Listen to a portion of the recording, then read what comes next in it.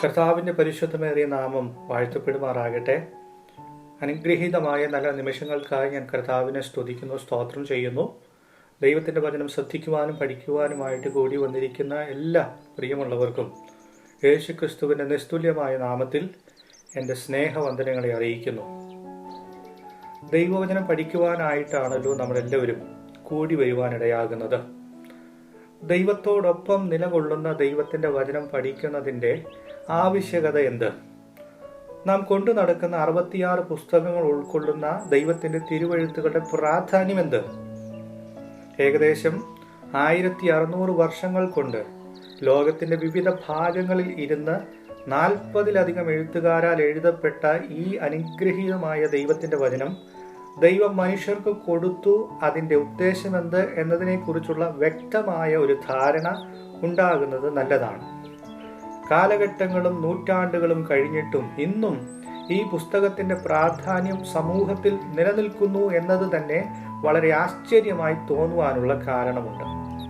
കാലങ്ങൾ എത്ര കടന്നുപോയാലും മനുഷ്യ സമൂഹത്തെയും കാലത്തെയും സമയത്തെയും സ്വാധീനിക്കുന്ന ഒരു മാസ്മരിക ശക്തി ഉൾക്കൊള്ളുന്നതാണ് ദൈവത്തിൻ്റെ വചനം.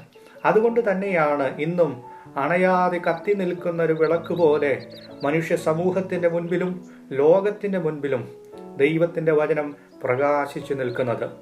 ഇതിൻ്റെ ഏറ്റവും പ്രധാനപ്പെട്ട ഒരു കാരണം അത് മറ്റൊന്നുമല്ല, ഇത് മനുഷ്യർ എഴുതിയെങ്കിലും മനുഷ്യൻ്റെ ആശയങ്ങളല്ല, മറിച്ച് ദൈവത്തിൽ നിന്ന് വന്ന ദൈവത്തിൻ്റെ വാക്കുകളാണ് എന്നതാണ്.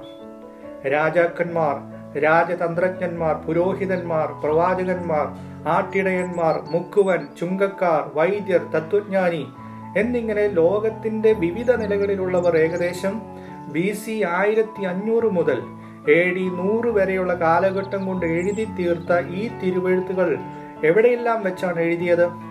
ഊഷരമായ സീനായി മരുഭൂമിയുടെ അകത്തിരുന്ന്, അലങ്കൃതമായ ശൂഷൻ രാജധാനിയിലിരുന്ന്, പ്രവാസിയായിരിക്കുമ്പോൾ കേബാർ നദീതീരത്തിന്റെ അരികിൽ വെച്ച്, സുവിശേഷം നിമിത്തം റോമിലെ കാരാഗ്രഹത്തിൽ അടയ്ക്കപ്പെട്ടപ്പോൾ അതിനകത്ത് വെച്ച്, ക്രിസ്തുവും ക്രിസ്തുവിന്റെ സാക്ഷ്യവും നിമിത്തം മരണം ഉറപ്പുള്ള പത്മോസ് ദ്വീപിലേക്ക് നാട് കടത്തപ്പെട്ടപ്പോൾ അവിടെ വെച്ച്, ഇങ്ങനെ വ്യത്യസ്തരായ ആളുകൾ വ്യത്യസ്തമായ സ്ഥലങ്ങളിലിരുന്ന് എഴുതി എങ്കിൽ തന്നെയും ആശയസംബന്ധമായി ഒരു മാലയിൽ മണികൾ കോർത്ത് ചേർത്ത് നിൽക്കുന്നത് പോലെ അനന്യ സാധാരണമായ രീതിയിൽ ഇത് ബന്ധപ്പെട്ട് കിടക്കുന്നത് ഇത് വായിക്കുമ്പോൾ തോന്നിപ്പോകത്തക്ക വിധം അത്രമാത്രം ഇത് ഇടകലർന്ന് ബന്ധപ്പെട്ടിരിക്കുന്നത് നമുക്ക് മനസ്സിലാക്കാം.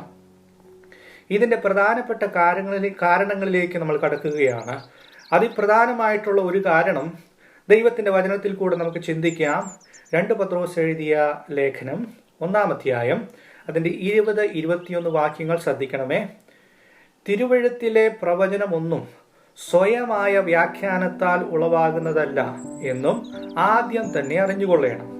പ്രവചനം ഒരിക്കലും മനുഷ്യന്റെ ഇഷ്ടത്താൽ വന്നതല്ല, ദൈവകൽപ്പനയാൽ മനുഷ്യർ പരിശുദ്ധാത്മാ നിയോഗം പ്രാപിച്ചിട്ട് സംസാരിച്ചതത്രേ. തിരുവെഴുത്തിലെ പ്രവചനം അർത്ഥാൽ ദൈവത്തിന്റെ വചനം മനുഷ്യന്റെ മനോഗതികൾക്കനുസരിച്ചുള്ള ആശയങ്ങൾ എഴുതി വച്ചിട്ടുള്ളതല്ല, വ്യക്തമായ ദൈവത്തിന്റെ കൽപ്പനയാൽ നിയുക്തരായ ദൈവഭൃത്യന്മാർ വ്യക്തമായ പരിശുദ്ധാത്മാ നിയന്ത്രണത്തിലും നിയോഗത്തിലും സംസാരിച്ചതാണ്, അഥവാ എഴുതിയതാണ്. അതുകൊണ്ടാണ് ദൈവത്തിന്റെ വചനത്തെ ഇത്രമാത്രം പ്രാധാന്യത്തോടെ നമ്മൾ ഉൾക്കൊള്ളുവാനിടയാകുന്നത്. അത് നമ്മൾ മനസ്സിലാക്കണം. ഒരു മനുഷ്യന്റെ വ്യക്തിത്വം പ്രധാനമായിട്ട് മനസ്സിലാക്കുവാൻ കഴിയുന്നത് അദ്ദേഹത്തിന്റെ വാക്കുകൾ കൊണ്ടാണല്ലോ. അങ്ങനെയാണെങ്കിൽ ദൈവത്തിന്റെ വ്യക്തിത്വവും വല്ലഭത്വവും തിരിച്ചറിയുവാൻ കഴിയുന്നതാണ് ദൈവത്തിന്റെ വാക്കുകൾ ആകുന്ന ദൈവത്തിന്റെ വചനം. ഒരു വാക്യം കൂടെ നമുക്ക് ശ്രദ്ധിക്കാം. 2 തിമോഥെയോസിന്റെ ലേഖനം 3-ാം അധ്യായം അതിന്റെ 16-17 വാക്യങ്ങൾ.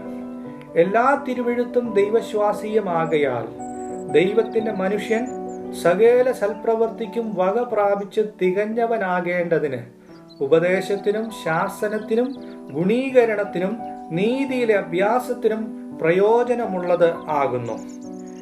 തിരുവെഴുത്ത് അഥവാ ദൈവത്തിന്റെ വചനം, അതിൽ ദൈവത്തിന്റെ ശ്വാസമുണ്ട്. ദൈവശ്വാസത്തിന്റെ പ്രത്യേകത എന്താണ്? ഒന്നാമതായി, തൻ്റെ വാക്കിനാൽ ഈ ബ്രഹ്മാണ്ട കടാഹത്തെ മുഴുവൻ ഉണ്ടാക്കി നിലനിർത്തുവാൻ കഴിയുന്ന മഹാനായ ദൈവത്തിൻ്റെ ശ്വാസം അഥവാ ആത്മാവ് നാം കൈകളിൽ വഹിക്കുന്ന വായിക്കുന്ന ഈ ദൈവത്തിൻ്റെ വചനത്തിൽ ഉണ്ടെന്ന് നമ്മൾ വിശ്വസിക്കണം, മനസ്സിലാക്കണം.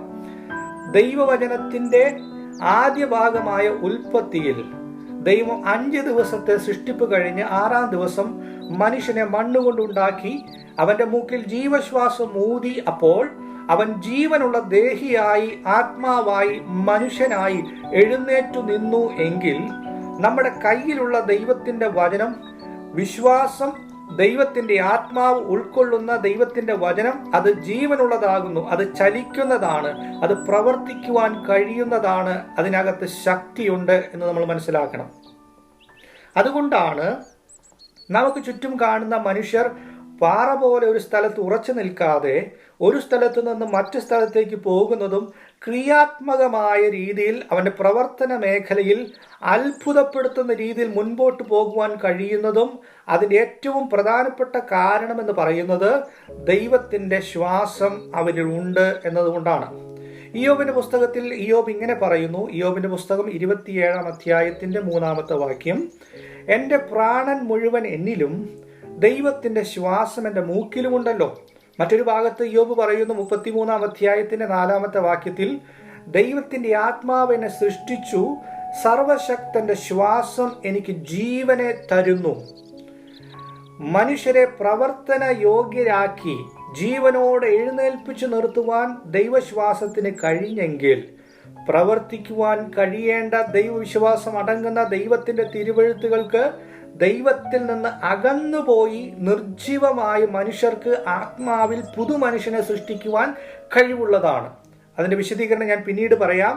അങ്ങനെ ദൈവമനുഷ്യനായി തീർന്ന വിശ്വാസിയെ എല്ലാ നല്ല പ്രവർത്തിക്കും തികഞ്ഞവനാക്കി തീർക്കുന്നതും ദൈവത്തിന്റെ വചനം തന്നെയാണ്. എന്തെല്ലാം കാര്യങ്ങൾക്ക് ഈ വചനം പ്രയോജനമുള്ളതാണ്? ഉപദേശത്തിനും, ശാസനത്തിനും, ഗുണീകരണത്തിനും, നീതിയിലെ അഭ്യാസത്തിനും പ്രയോജനമുള്ളതാകുന്നു. ഒന്നാമതായി ദൈവത്തിങ്കലേക്ക്, നേർവഴിയിലേക്ക് ദൈവത്തിന്റെ മനുഷ്യനെ ടീച്ച് ചെയ്ത് അല്ലെങ്കിൽ ഉപദേശിച്ച് കൊണ്ടു നടക്കുന്നത് ദൈവത്തിന്റെ വചനമാണ്. നമ്മൾ ഉപദേശിക്കുന്ന ഉപദേശിമാർ ഒരുപാടുണ്ടെങ്കിൽ തന്നെയും ദൈവത്തിന്റെ വചനം വിശ്വാസിയെ കൃത്യമായ രീതിയിൽ ഉപദേശിച്ച് വഴി നടത്തുവാൻ പ്രാപ്തിയുള്ളതാണെന്ന് ചിന്തിക്കണം.